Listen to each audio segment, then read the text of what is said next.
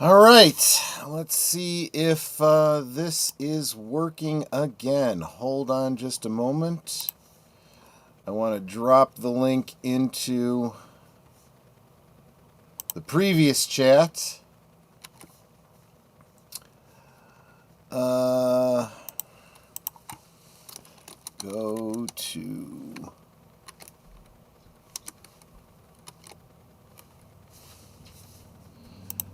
Okay, so those people that were in the old one, I just dropped a comment. Hopefully that... Yes, I know. I've just restarted. New link. Go look for it. Okay. Thank you so much, Evie Mux. May not be renewing my subscription with you. All right, give me just a second, folks. Getting myself back together again here. Live. All right. I lost all the comments from the previous one. They won't show up until tomorrow. So if you said anything in the chat previously, please drop a comment here again. I hate this. This is incredibly frustrating. Oh, interesting. It is still here in EVMux. I just don't have access to it in YouTube. So let me finish out the comments that went up in the previous chat, and we'll continue from there. Netter says, hello to the love of her life, which is me. And she says, like, share, subscribe, become a member, leave a comment. If you can leave a comment, if this stupid streaming platform will allow you to do so. Hail, Connie Cleary. Good to see you. David Pensek says, good afternoon. Welcome, David. Good to see ya. Geek Flag with Nate Knows. Also saying like, share, subscribe, comment, and become a member. Thank you, my friend. Thank you so much. ussarn. For a moment there, I thought YouTube had put me in the corner again. Well, it started to look like they had done that to me as well. Let's see. Joe says, hello, everyone. Welcome, welcome. Let's see.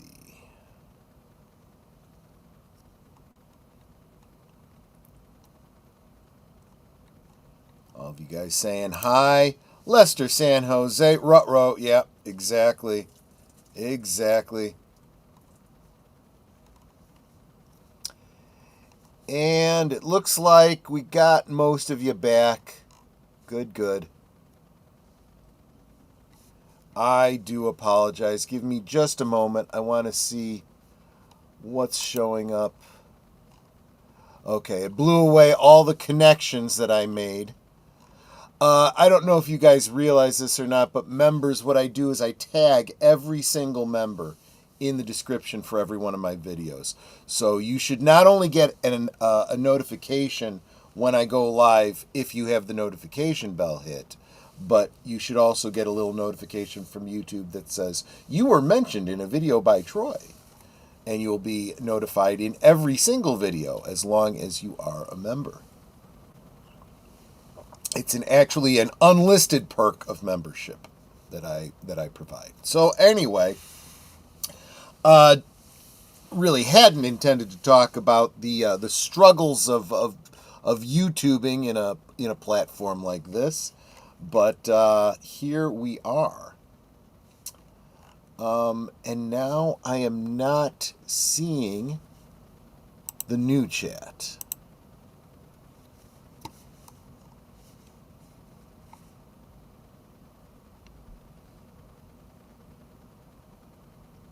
So I can't bring it up. For example, I'm seeing in YouTube that Nate said, Troy, you must have a chief engineer from Kurtzman Trek. A funny joke that I would bring up, but I cannot. I'm gonna try refreshing my browser one more time. Give me just a moment. I will be right back.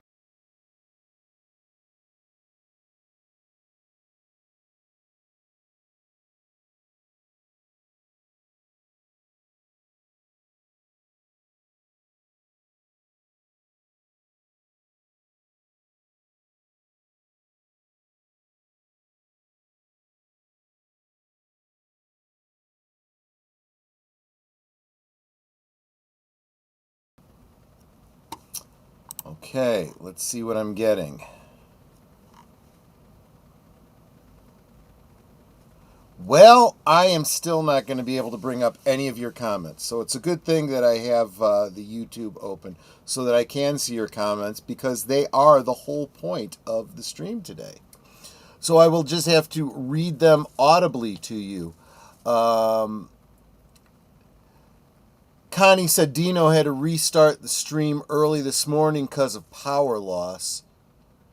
That might be power loss on his side. This was not an issue on my side. This was an EVMux problem. Troy has gone to freshen up. Talk amongst yourselves. Yes, thank you very much, Nate. And Connie is double streaming it. Understood.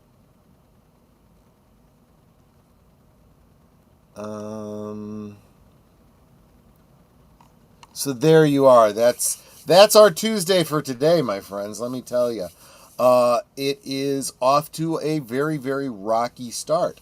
So let me tell you about a little story about a dream I had last night. It was very strange. Looked at myself in the mirror and noticed that my beard needed to be trimmed. Now, it did not look like the beard that you currently see in front of you. What it was a very sparse beard, very thin, not very full, kind of like these Gen Z hippies that I see these days. And it wasn't very full, but it was really, really long, longer than I can actually grow a beard. Well, actually, I don't know how long I could grow a beard because I always keep it trim. I've never just let it grow and grow. But it was like, out to here. And it wasn't gray. In fact, it was a color that my beard never has been. It was brown. See, I've got brown hair, you can tell by my eyebrows, but they're very dark brown, almost black. And when my beard was that color, it was that dark, dark brown, speckled with a lot of red. There was a lot of red in my beard. So it was never a brown, like a chocolate brown. So, I don't know. It was really, really weird. And then in the dream, I trimmed the beard, and I ended up trimming it almost all the way off. So I just took the whole beard off and said, yeah, I'll just let it grow back or whatever.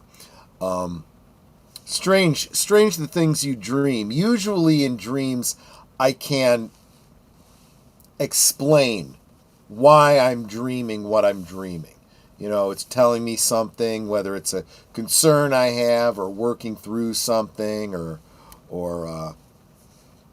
I don't know, something like that. Like my subconscious trying to tell me something. My subconscious is trying to tell me something about trimming my beard. I don't know.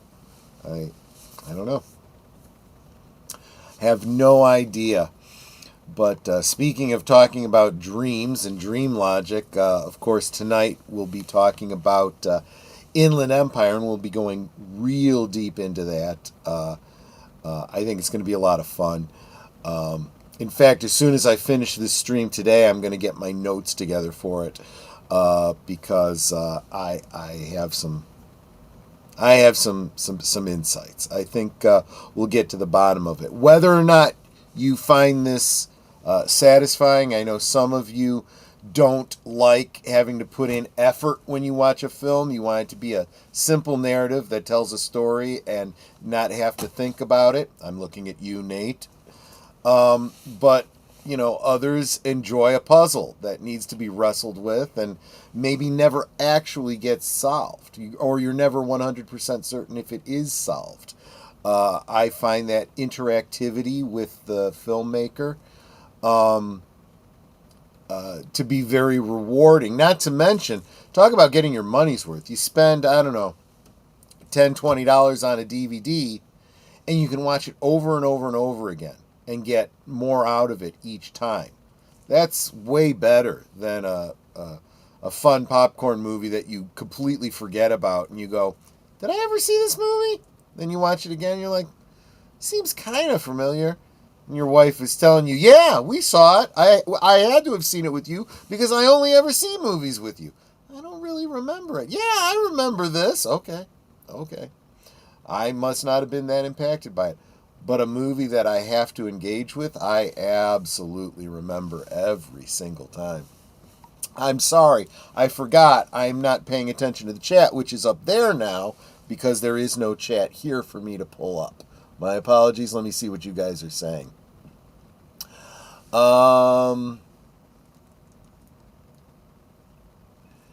Again, I can't bring it up, but I want to thank Nate for the... we call this Technical Tuesday. Thank you. $2 super chat. I appreciate that.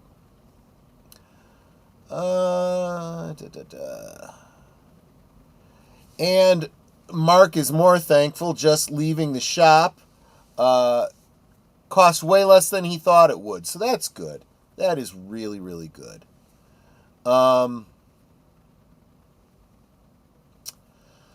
Connie says, I see things that come true or altered slightly. Doesn't matter in sleep state or awake mode. Interesting. Mark would tell you that I'm really good at predicting the future, but that's just because I'm really good at seeing what's happening around me and playing the game. Guess what happens next? I don't see it as predicting the future, but I suppose in a technical sense, that's what you're doing, right? You see two trains coming at each other at high speeds on a railroad track. You don't have to be terribly insightful to know what happens next, right? Well, I do that with current events and politics and stuff like that. And it's because I see what's happening, I can guess where it's going, and I have a reference of history to kind of reinforce my predictions. Dr. Nate is in, you see, Troy. Your dreams represent an inner struggle with yourself, coming to grips with your age. Your subconscious is thinking if you were to shave, you would appear younger. Yes, I would. I would also appear to have a more round face. I would rather look old than fat. So that's a conscious choice on my part. Take 2 shots of whiskey and call me in the morning. Well, that I will absolutely do. Netter, of course, saying like, share, subscribe, become a member, leave a comment. Thank you, because that comment on the previous stream was lost. Joe, good to see that you found the new stream. What's your opinion on Nolan's influence on comic movies in early 2010s, 2015s, F4, The Amazing Spider-Man, Man of Steel were all Nolanized. I don't see it as a bad thing, but the movie's tones was dreary. I have actually started thinking about this recently, Joe. It's funny you bring that up. In fact, one of the videos I have in my to-watch list was specifically one that I saw very recently by a YouTuber. I don't know who it was because I just, clicked on the title. The title was The Dark Knight Returns Ruined Comic Book Movies. Not sure I agree with the and when I clicked on it, I thought he meant the comic book, which I 100% agree with. But it turns out what he meant was the movie. And so it's about exactly what your question here is. So I'm going to have to see what that person thinks. But in a nutshell, I liked a lot of things about the Christopher Nolan Batman. His casting in all ways was spot on. Luckily, Nolan's Batman came out before they got into the checkbox diversity hiring, which has always been illegal. Just saying. And I am going to start pushing back in any commentaries I do on movies where people are race swapping. I'm going to call it out and point out that it is illegal DEI hiring, because that's what it is. you can't even make the argument that it is the best person for the job. No, the best person for the job looks like the character. Otherwise, it's cultural appropriation. It really is. There are plenty of black characters in comics tell their stories. You know, it looks like DC is going to do a Mr. Terrific spinoff. Good on them. I think that's going to be a lot of fun. I will absolutely enjoy it. There's no reason that Perry White needed to be made black. Just isn't, you know. There was no reason Otis needed to be made black. Otis had one canonical appearance in Superman movies, and that was Ned Beatty. If he doesn't look at least passingly like Ned Beatty, you have not cast the right person. Period. Full stop. If you chose to change their race, you did it for racist reasons. You did. But getting back to Joe's question, specifically about Nolan, Nolan gave us a very grounded idea of what Batman would be, and I saw nothing wrong with that. If there's a character you're going to do that with, you do it with Batman. Batman is the guy without any superhuman powers, right? It makes sense to make him, you know, somewhat realistic. My problem with Nolan was he fed into that whole Warner Brothers DC not allowing the peas and carrots to touch on your plate concept. The studio wanted that to become the cornerstone for their greater shared universe back then, and he said, nope, Batman standalone in my universe. Excuse me, it's not your universe. You are directing this movie or this series of movies, but these are properties owned by someone else. Superman exists in the Batman universe, whether you choose to acknowledge it or not. And if you can't play ball, get out. You prideful piece of... Anyway.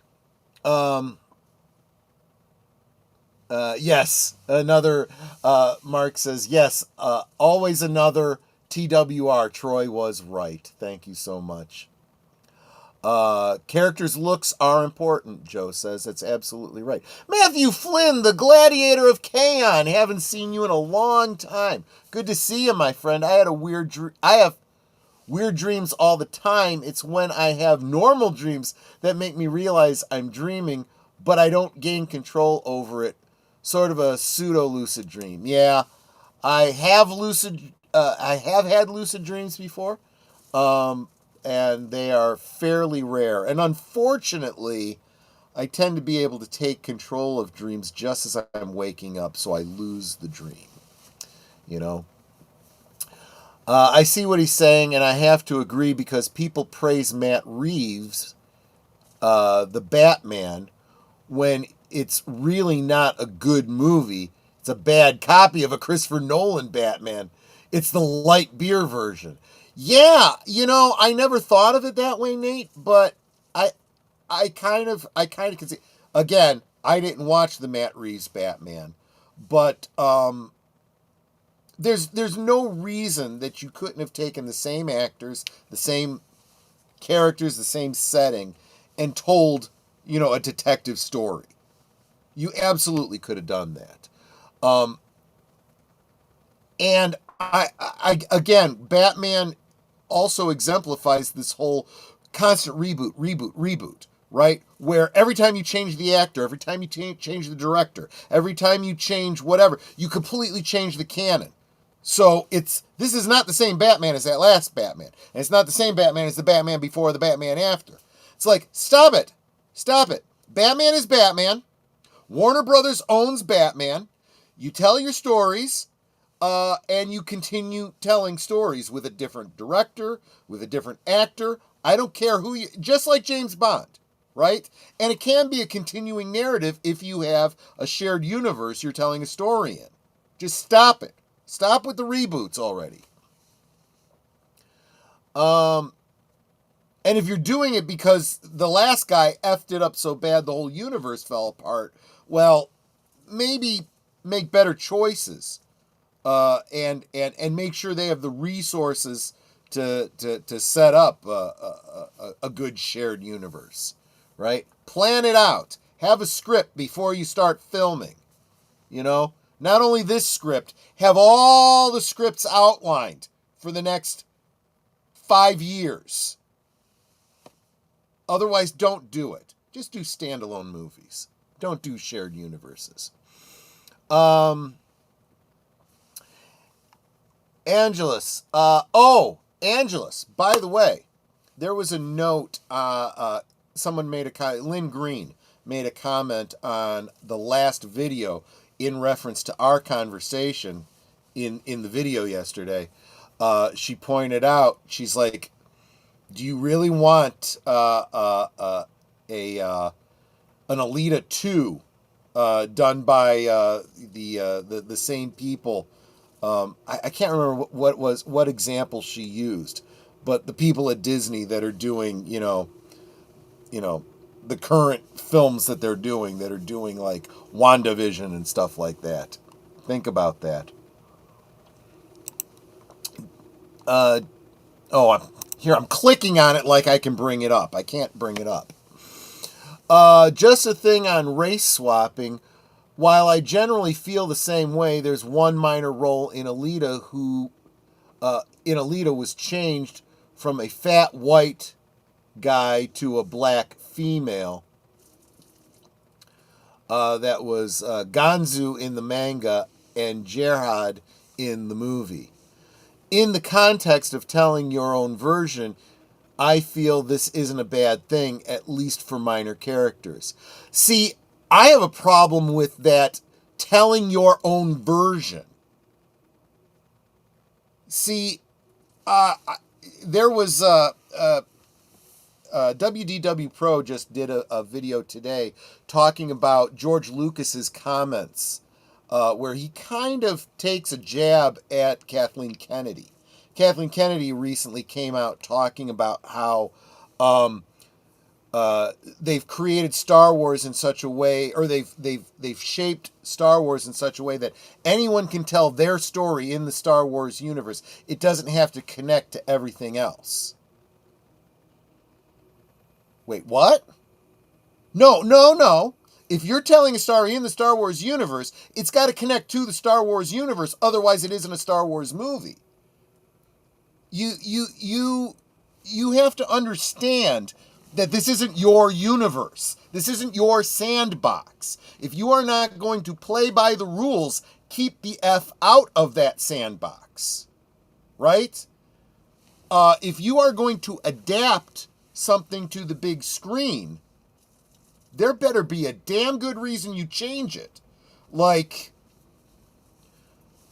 a good example, I would argue. It's not a good example, it's an okay example. The recent Lilo and Stitch. When you take something that is a cartoon and turn it into live action, some things that work in cartoon don't work as well in live action. So they chose to take the two aliens that go undercover as, on Earth, trying to recapture Stitch. Instead of having them be a goofy giant alien in a Hawaiian shirt and sunglasses, and that somehow fools everybody. That doesn't quite work. It works in a cartoon. You can suspend your disbelief because, damn it, it's a cartoon. But in live action, you're like, what? So they changed it up and they said, well, okay, he's going to have a holographic projector and everyone's going to see him as human. And so that makes more sense. And you're like, okay, that I can see. That makes sense because you just can't buy it in live action. Are you telling me that they couldn't have had an overweight white guy in that role? And there was no overweight white guy in all of Hollywood that could play the role as well as this black woman. Okay, why was she so key to playing that specific role? The real answer is They were looking for a reason to make a race swap. And they did it on a minor character because less people would complain about it. But it is still quotas, and it is still illegal DEI. It is illegal to make judgments based on race if race is not important, right? If you are, doing the Ms. Black America, yeah, you really can't run someone who's white in that. It's part and parcel of who you are, right? But I'm sorry, I don't agree with you. There should be no race swaps. It's overlooked by someone like myself who didn't read the manga, but that doesn't make it right, right?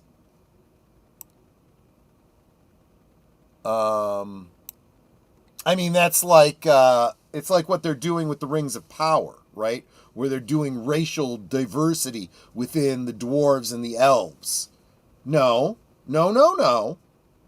Their race is their race. They are dwarves. That is a race. It is not a genetic abnormality like it is in the real world. Their race is dwarf, and that race looks a certain way. If you decide you want to, mess around with that, then you're diverting from the canon lore of an established property that someone else owns. Let's see here. Nate says, but Troy, Christopher Nolan made his Batman from the Pacific angle. What if Batman existed in... I think you meant specific angle. What if Batman existed in real life in our reality? Don't care. That's not Batman. Because Batman does not exist in the real world. Batman is Batman. He exists in the DC universe. He is a property of Warner Brothers. If you want to tell a story like that, come up with a new character. Go tell it yourself. This is Batman. He exists in the world of Superman and Wonder Woman and Gorilla Grodd and The Flash. I don't know why I threw Gorilla Grodd in there for whatever reason, but intelligent apes, It's just the way it is. Christopher Nolan doesn't get to dictate that to Warner Brothers. Warner Brothers gets to dictate that to Christopher Nolan. Or what DC really should start doing is doing Elseworld, the banner Elseworld, right? Like they did in the comics, so that this is a one-shot, one-off, not in the mainline universe. Everything else exists in the mainline universe.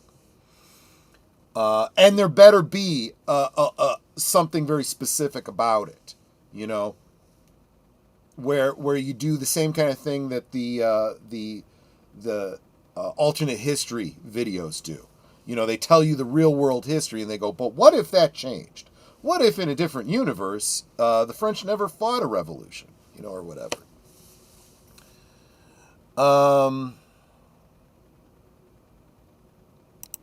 Julie says,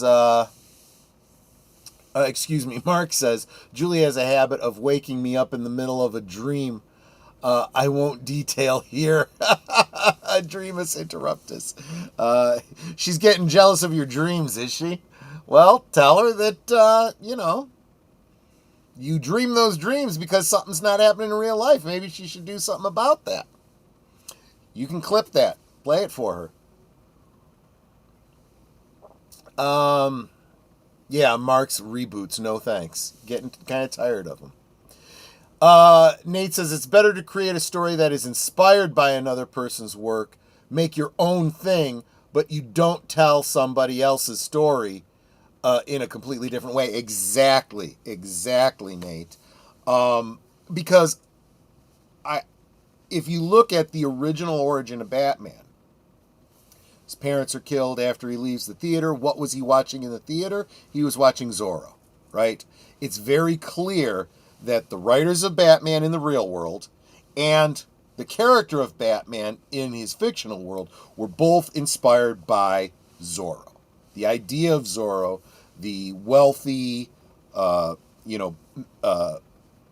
social guy who at night puts on a mask, hides his identity, and uses his wealth to, fund what he does, right? To defend the downtrodden and so forth.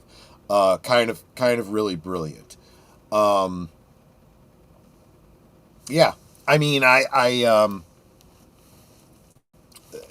some of the best story. Flash Gordon becomes Luke Skywalker, right? I mean, it's inspired by something. You tell us the story in a different way. Even the whole R2D2 C3PO thing in Star Wars is a reference to a couple of characters, and I want to say the Hidden Fortress, a Kurosawa film. But no one's going to look at R2D2 and C3PO and say, well, when Kurosawa did it, da-da-da-da-da. Everyone's going to go, this may be inspired by Kurosawa, but this is not Kurosawa. This is George Lucas telling a story in a galaxy far, far away. This is not, feudal Japan, okay? It's just not. He chose to tell a different story so he can make the changes he wanted to make, But if you're gonna call it Batman, Batman has rules and history and story and lore that you need to abide by. And as soon as you swap the race of somebody, you should have just gone and done something else. It's if I were to take the Mona Lisa and put a piece of tracing paper over it and trace the Mona Lisa, right? And then paint over that and say, look, I'm as talented an artist as Leonardo da Vinci, right? I recreated the Mona Lisa. No, you didn't. You traced it. Congratulations. The Xerox machine can do the same thing and better. And that's what these people are doing. These are nobodies, effectively, coming along, getting an opportunity to tell their own story, but nobody would pay attention to their story if it wasn't slapped with a brand banner on it. Congratulations. You made your own cheeseburger and you stuck it in a McDonald's bag and you handed it to somebody. That doesn't make it a Big Mac. Let's see. Aren't they even doing this with alien species in Star Trek? One race that is all male for... Yes. Thank you for bringing that up, Angelus. The Jem'Hadar are a genetically created race. They were created by the Dominion, specifically to be the equivalent of the clones from Star Wars, right? They take Jango Fett and they keep reproducing him, cloning him to make their army. Well, that's what they have done with the Jem'Hadar. There are no females. They are all,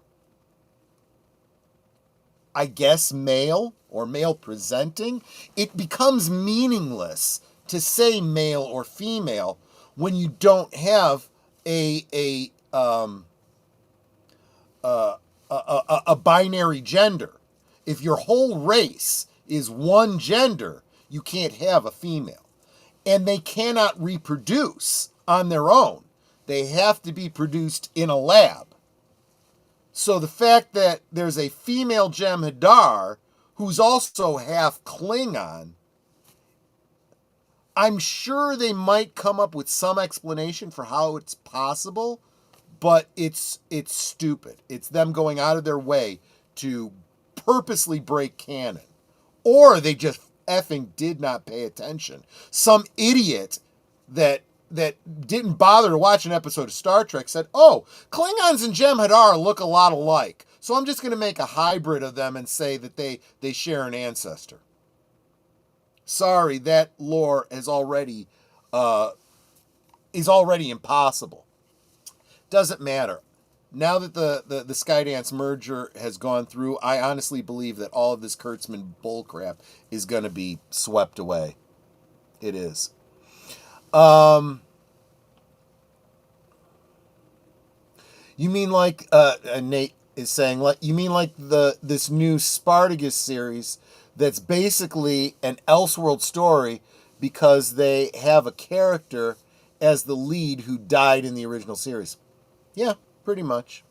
You got to do the same thing with things like when they did the Beastmaster series. They changed some things about the Beastmaster, including like what kind of big cat he had, the type of bird that he had. I don't think he had the ferrets. Anyway, you could make the same argument for Buffy the Vampire Slayer, because the way the vampires worked was a little different and whatnot. But Joss Whedon kind of fudged over that during the course of the series to kind of make it work, so to speak, in canon. Let's see here. Sin. Welcome, Sin's Corner. Yeah, I have a pretty low tolerance nowadays for race, gender, and sexuality swaps. Yeah, exactly. Because, and I've said this too, their excuse, and it is an excuse, is they want to be more diverse. But tokenism is not diversity. And when you race swap somebody, that's tokenism. That's, I need a black person, so let's throw a black person in place of this white person. That makes it diverse. And the black guy's going, wait a minute, there's more to me than just the color of my skin. The character is different because there's so much more to me than the color of my skin. There's my history, my lineage, my parents' background and what they taught me, and my life experience as a black man that changes the character. But when they tokenize, they're like, no, it's the same. It's just the color of their skin. Well, it's just the color of their skin. You didn't need to do it in the first place, right?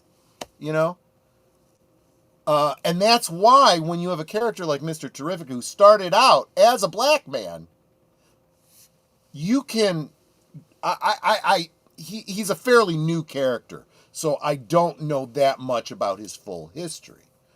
But I would imagine they've delved into his personal life and family history and maybe his ancestry. If you were to suddenly make Mr. Terrific white, be a different character, I've always contended that Wonder Woman should be Greek. And she should have that Mediterranean look. So if you cast her as, I don't know, an Israeli woman, for example, she's probably going to look the role. But the character must still be Amazonian, who lived in this fictional world, in the Mediterranean, cut off from the outside world, as if her culture was transplanted from ancient Greece. Right? If you suddenly decide Wonder Woman's going to be black, no, she's not. That's Nubia. And she's got a whole different story. Very interesting story that is worth telling, but that's not Wonder Woman. Except for the brief time when Nubia did become Wonder Woman. And that's a good story to tell, too. Let's see here.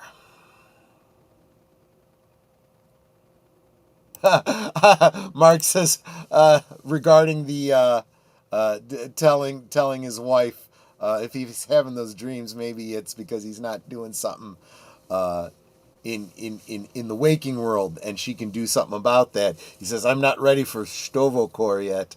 He's not ready for the Klingon afterlife. Jonathan Conroy says, I love the Elseworlds and the What If comics. Yes. Not too terribly fired up about the Elseworld TV series. They don't hit the gravitas of those comics. Those comics were those What If comics. Some of them were real gut punches. The first What If I read, what if Sue Storm had died in childbirth? Sue Richards had died in childbirth. That's a sad story, and it does not have a happy ending. There was a story, what if the Hulk became a berserker? And that does not have a happy ending either. What if, now this one, a little bit sad, but very interesting. What if Uncle Ben had lived? Now, a lot of these what ifs were kind of I don't want to call them a bait and switch, but the conditions to make that story happen are oftentimes not what you expect. So in the story of the comic, it wasn't just what if Uncle Ben had lived, but what if it was Aunt May who died instead of Uncle Ben? So it's very interesting how different Peter's experience as Spider-Man was, because he had Uncle Ben there to mentor him. A lot of things are I want to say subtly different. I mean, ultimately, you still hit all the broad points of the Spider-Man story, but just a little bit different. His life as Peter Parker would have been very different. That's the biggest part of it.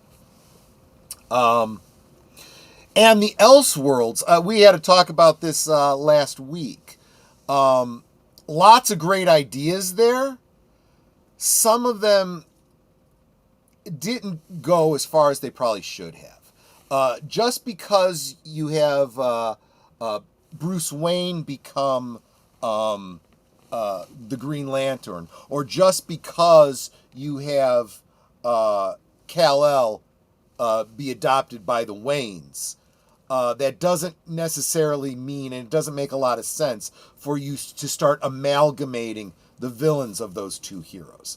They should still have their own separate, or you should think through, what role did Batman have in the creation of this villain or that villain or whatever, and would that apply to people that Clark would have known and stuff like that? If not, they should have completely separate stories. And, you know, Kal-El as Batman might have to deal with, you know, Lex Luthor from Metropolis as well as the Joker here in Gotham. Two separate people.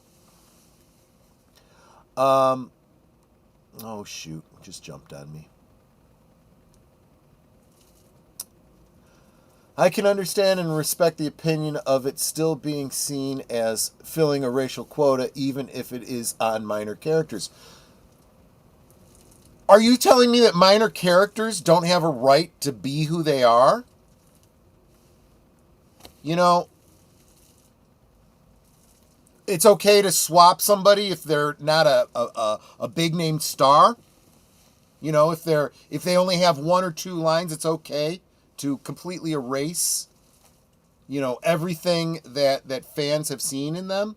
See, we're also talking about real people and real cultures here, right?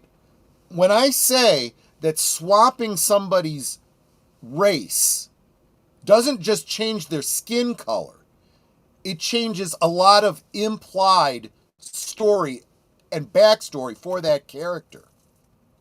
So it ceases to be that character. And I don't care if it's the main character or the background guy that's in every single episode of, you know, the original show, because, you know, they become beloved by the fans. They become part of the lore. These things are important. People's cultures are as important, if not more important, than the color of their skin. And there are no, you know, just like they always used to say, there are no small roles. They're just small actors. Every character is important, or they shouldn't be there at all. All the studios are having IP issues, rights going public. Batman is a big one at the moment. Yeah, you're absolutely right. And we really need to deal with intellectual property law in this country and how we handle it. Mark says racial quotas are discrimination. It was told once. I was told once, well, if we have a female or minority with the same qualifications, they will be promoted and you won't. That's discrimination. That is discrimination. Salute, CluuStudios. Thank you for being here. I think they have to buy out Kurtzman. If not, he can keep on putting out trash. Yes, Jonathan Conroy, you're right, depending on what the current contract is. And Skydance has given indication that they might be willing to do that, because they are coming in and they are taking over, and nobody is going to tell them what they will and won't do with their properties. It would actually be financially advantageous to get rid of Kurtzman if they want to save Star Trek. Otherwise, it's not worth it. Otherwise, they may as well just cancel Star Trek altogether. These movies are made in bad faith. That's absolutely true. Only I wrote Vorta, and I sent... Wow, Nate. I can't, Nate. I'm sorry. But I'm going to read exactly what you wrote. Okay, I wrote Vorta, and once I sent it, darn autocorrect changed it to water. Oh, now I think I understand. You said Vorta, or you meant to say Vorta, and it came up water. I gotcha. Race and gender swapping are all going in one direction. White to something else, and man to woman. Yup, and straight to gay. That is a specific bias, and it is illegal. Always was. Well, at least ever since Brown versus the Board of Education of Topeka, Kansas. All the world's a stage, and we are merely players. That is absolutely true. Welcome, Tim Hayes. Good to see you. And they don't have to buy out Alex Kurtzman. Just let his contract expire. And because they're the new owners, they are under no obligation to renew it. That is absolutely true. So there you go. And CluuStudio says, oh yeah, that's right. I forgot. Straight to gay. Yeah, that's exactly right. And welcome, DJRonnieG. Good to see you. Just as we are wrapping up. Tim Hayes has been a member for 9 months. How wonderful. You could have had a baby in that period of time. just playing. And Tim, FKHC 2005, says, I just woke up. Well, that's great. You can catch up on both of these streams that Evie Mux has caused me to make today, and get yourself woken up. And I am going to get some solid food in me today, and get to writing out my notes for Live from Sparkwood in 21 tonight, and I'm going to get some editing done on some videos I want to get up. So that is Liquid Lunch for today, guys. I apologize for the technical glitches. They were not my fault. They were Evie Mux, and I'm going to send Evie Mux another nastygram and ask them why I should continue with them and not change to another service in February. In the meantime, thank you guys so much for hanging out with me today. Tomorrow, of course, will be WTF Wednesday. Not sure what will be WTFing tomorrow, but we'll see. And of course, the very next stream will be live from Sparkwood in 21 over on Deleted Scenes at 7:30 Central, 8:30 Eastern. Take care, everyone. Like I said, see you on the next one. Bye-bye. Goodbye. Hope to see you again real soon.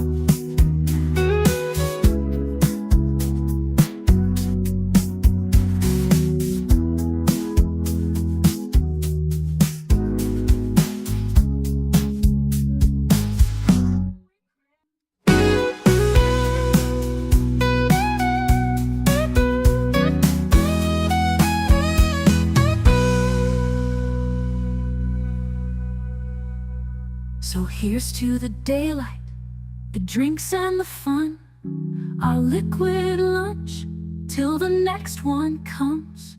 With a wink and a smile, we'll be back real soon, chasing that jazz under the high noon.